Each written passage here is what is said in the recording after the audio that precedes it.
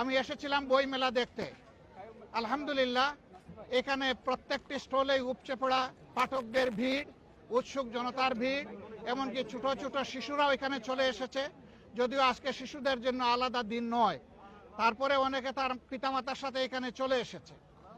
এই যে একটা আমেজ ফেব্রুয়ারি মাসের 1 তারিখ থেকে শুরু করে 28 তারিখ পর্যন্ত চলতে থাকে, এর মাধ্যমে আমরা আমাদের অতীতকে স্মরণ করি।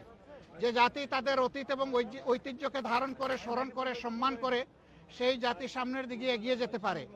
তা আমরা আশা করব যে এখানে যারা স্টল দিয়েছেন তারা পর্যাপ্ত বই পুস্তক রাখবেন, এবং যারা পাঠক এবং এখান থেকে ক্রেতা যারা আসবেন তারা যেন তাদের চাহিদা মতো এখানে বইগুলা সংগ্রহ করতে পারেন।